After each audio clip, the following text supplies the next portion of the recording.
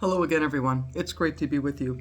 On this fourth Sunday of Easter, our gospel is from the 10th chapter of John. Jesus said, "Very truly I tell you, anyone who does not enter the sheepfold by the gate, but climbs in by another way, is a thief and a bandit. The one who enters by the gate is the shepherd of the sheep. The gatekeeper opens the gate for him, and the sheep hear his voice. He calls his own sheep by name and leads them out. When he has brought out all his own, he goes ahead of them, and the sheep follow him because they know his voice. They will not follow a stranger, but they will run from him because they do not know the stranger's voice." Jesus used this figure of speech with them, but they did not understand what he was saying to them. So again, Jesus said to them, "Very truly I tell you, I am the gate for the sheep. All who came before me are thieves and bandits, but the sheep did not listen to them. I am the gate. Whoever enters by me will be saved and will come in and go out and find pasture. The thief comes only to steal and kill and destroy. I came that you may have life and have it abundantly." The Gospel of the Lord. Praise to you, O Christ. So today I have a riddle for you. When is a sheepfold not a sheepfold, a gate not a gate, a thief and a bandit not a thief and a bandit, a shepherd not a shepherd, a sheep not a sheep, and a gatekeeper not a gatekeeper? Got it?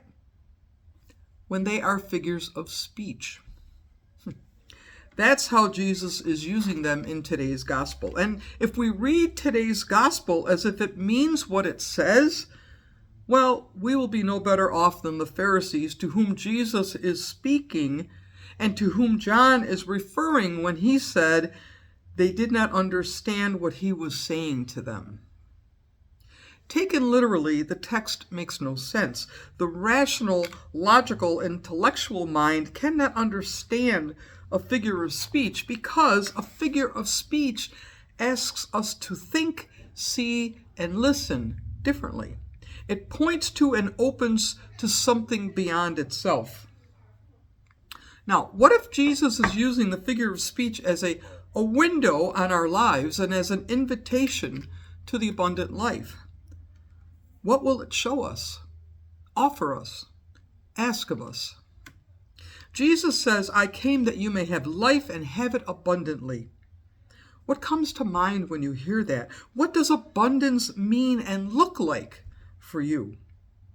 When I read the Gospels, it seems pretty clear that abundance for Jesus is about quality of life and not a quantity of stuff. Nowhere in the gospel does Jesus help people win the lottery, get more stuff, or have more power or control. He does, however, command love, demonstrate compassion, cares for the needs of others, offers forgiveness and mercy, heals lives, mends relationships, gives peace, teaches nonviolence, lives with integrity and wholeheartedness.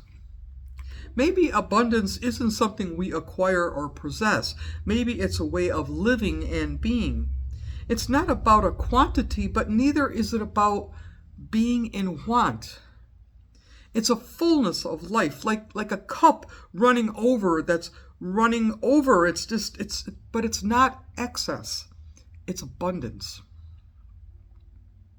The abundant life compounds and enhances our lives and the lives of others. It refuses to add to the pain of the world. It is life running over life, love running over to love, joy running over to joy, hope running over to hope, courage running over to courage, peace running over to peace, generosity running over to generosity, beauty over beauty, forgiveness running over to forgiveness, dignity running over to dignity, and gratitude running over to gratitude. Isn't that what we see in the life of Jesus? And isn't that the life that we want for ourselves and for others? Where and in what ways is the running over life happening for you today? In what ways is your life abundant, and where is it less than abundant? I beg you, please don't answer these questions as either an accomplishment or as a judgment. Let them be diagnostic. Let them reveal to you information about your life and what is and is not happening. Follow the questions and let them shepherd you to an abundant life of green pastures and still waters. When it comes to having life and having it abundantly, the greatest threat are thieves and bandits. We all have them. Jesus warns that they come only to steal, kill, and destroy. They are predators of abundance. They don't steal our stuff, they take our life. We've all had times when we felt impoverished and less than overflowing. Something is missing, but it wasn't the kind of thing you could buy or acquire. We were feeling and living less than whole. For me, work, busyness, and exhaustion are often the bandits in my life. Sometimes grief and sorrow. And then there's fear about the future and what will or will not happen. And let's not forget guilt, regret, and disappointments from the past.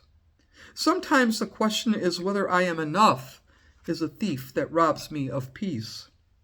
Then there's the need to be productive and accomplished, a match set of repeat offenders. I've begun to see that when I keep score, measure outcomes, and quantify my life, my thieves and bandits rear their ugly heads. What about you? Who or what are the thieves and bandits in your life? In what ways is your life being stolen? What have you lost? What are your thieves and bandits teaching you and showing you about yourself? The abundant life is a matter of the heart, and the heart is the sheepfold of abundance. That means we must diligently guard our hearts against the predators of abundant life. Jesus says that he is the gate. Gates open and close. Gates keep sheep in and thieves and bandits out. Gates close to death and open to life. Jesus is the gate that encloses and protects what is of value. He is the gate that opens to pastures of abundance, still waters of abundance, tables of abundance, cups of abundance. What if Jesus is asking us to do the same? What would that look like in your life today? We are the keepers and guardians of our hearts, the sheepfold of abundance. Guarding our hearts means staying awake, being watchful, and remaining diligent. Awareness of and reflection on what is happening within and outside of us are the gatekeeper's key. Depending on who or what is at the gate, we either open our hearts or keep it closed. And as we all know, sometimes we need to open the gate, and sometimes we need to keep it closed. The gates in our life are threshold places, times of discernment, moments of transition, and decisions to be made. So let me ask you, who or what stands at your gate today? Who or what are the people, opportunities, possibilities, and choices that seek entry into your life? What thieves and bandits are standing waiting outside that gate?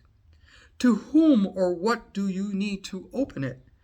And to whom do you need to close it? I came that you may have life and have it abundantly, Jesus says. That's an awesome proclamation. Only problem is Jesus doesn't give any specifics or instructions about what that means. Instead, he offers a figure of speech in which abundance is revealed, through which we see ourselves, and by which we take responsibility for our lives. What is abundant life offering you today? What are you learning from your thieves and bandits? What is one gate you need to open What is one gate you need to close? While you're figuring that out, don't be sheepish about living an abundant life. And all God's blessed people say, Amen. Have a wonderfully blessed week.